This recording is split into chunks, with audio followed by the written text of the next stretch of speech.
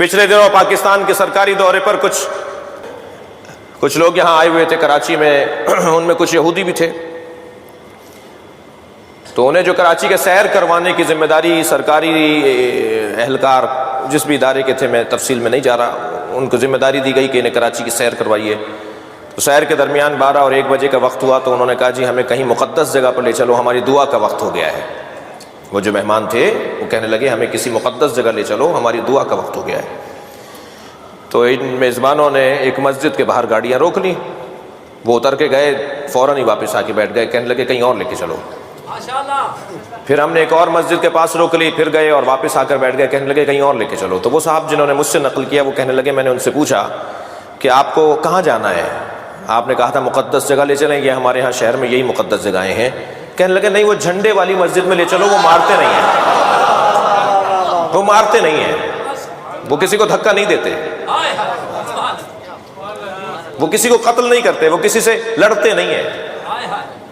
ہماری مسجد میں اگر کوئی ہاتھ باندھا ہوا کوئی مسلمان نماز پڑھنے آ جاتا ہے تو ہم تو صف سے اسے باہر نہیں کرتے، مہمان ہے، اس کا خیال کرو۔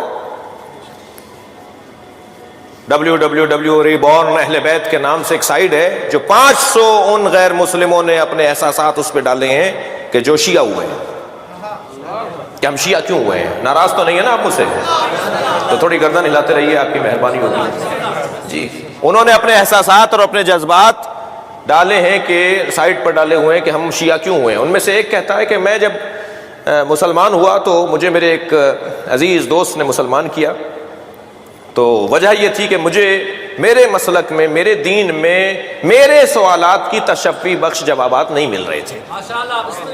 تو میں جب پہنچا اپنے بھائی کے ساتھ ان کی مسجد میں تو وہ مسلمانوں کا ایک فلاں فرقہ تھا، مجھے وہاں کچھ سوالات ملے مگر کچھ سوالات کے جواب نہیں ملے، تو میں چلا گیا ایک اور فرقے کی مسجد میں، تو انہوں نے نماز جماعت کے بعد مجھے اندازہ کر لیا کہ میں ان کے فرقے کا نہیں ہوں۔ تو وہ مجھ سے کہنے لگے تم کون ہو؟ تو میں نے بتایا کہ جی میں مسلمان ہوں۔ کا نہیں، یہ بتاؤ تمہارے فقہ کون سا ہے، تمہارا سوچ کون سی ہے، جو ہے اس وقت پوری دنیا میں رائج ہیں، دیوبندی ہیں، وہابی ہیں، سلفی ہیں، جی بریلوی ہیں، شیعہ ہیں، یہ جو نام دیے ہوئے ہیں ایسے ہی۔ انہوں نے کہا جی میں فلاں ہوں۔ کہنے لگے فلاں تو کافر ہے۔ کہنے لگے میں دوسرے کیا گیا، اس نے مجھ سے پوچھا کون ہو، ہم نے کہا جی میں فلاں ہوں۔ کہا یہ فلاں تو کافر ہے۔ تو میرے ایک دوست نے مجھ سے کہا بھائی کچھ آگے جاؤ، ایک سینٹر اور بھی ہے، وہ بھی اپنے آپ کو مسلمان کہتے ہیں۔ تو جب میں وہاں گیا تو ان کے نماز کا وقت تھا، وہ ہاتھ کھول کے نماز پڑھ رہے تھے، مٹی کا ڈھیلا انہوں نے سامنے رکھا ہوا تھا، اس پہ وہ سر رکھ کے سجدہ کر رہے تھے۔ تو میں بھی ان کے صف میں کھڑا ہو گیا اور ہاتھ باندھ کے کھڑا ہو گیا۔ جب نماز مکمل ہوئی تو نہ صرف انہوں نے مجھے کوئی دھکا وکا نہیں دیا بلکہ انہوں نے فوراً چائے پانی کا انتظام کیا اور کہا بھائی ہمارا مہمان ہے، کہا کہ ہم آپ کے عالم سے، یہ کہتے ہیں میں نے پوچھا ہم آپ کے عالم سے بات کر سکتے ہیں؟ فوراً عالم دین سے بھی ملوا دیا۔ میں نے ان سے سب سے پہلا یہ سوال کیا کہ بتائیے آپ کے نزدیک دیوبندی کیسے ہیں؟ کہنے لگے ہمارے بھائی ہیں۔ میں نے پوچھا آپ کے نزدیک بریلوی کیسے ہیں؟ کہنے لگے ہمارے بھائی ہیں۔ میں نے جس سنی مسلک کے بارے میں شیعہ عالم سے پوچھا اس نے کہا ہمارے بھائی ہیں۔ وہیں سے مجھے یقین ہو گیا جو دوسروں کو گلے لگاتا ہو وہی سچا ہوتا ہے، جس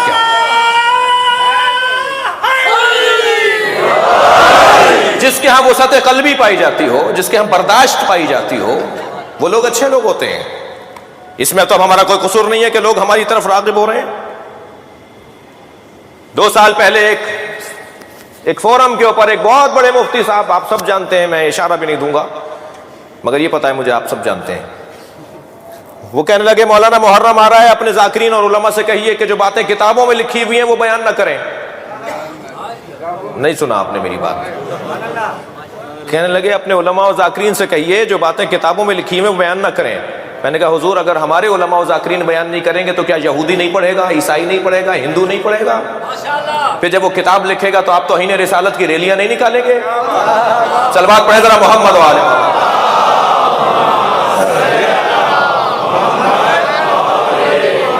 کیا کچھ بھرا ہوا ہے کتابوں میں، اس سے غرض نہیں ہے، بات اتنی ہے کہ ہماری تصویر دوسروں سے اچھی ہے۔ یہ پاکستان الحمدللہ، یہ پاکستان کے اندر ایک بے باک سے سیاستدان ہیں، اکثر ٹی وی چینلز پر ہوتے ہیں، وہ پچھلے دنوں کہنے لگے حالات خراب ہیں، صاحبان حیثیت لوگوں کو محافظ رکھنے چاہیے، مگر بات ذہن میں رہے کہ اگر محافظ رکھیں تو کسی شیعہ کو رکھیے گا، نہ یہ بے وفا ہوتے ہیں نہ خودکش ہوتے ہیں۔ یہ تصویر ہے جو ہماری بنی ہوئی ہے۔ صلوات پڑھیں ذرا محمد و آل محمد۔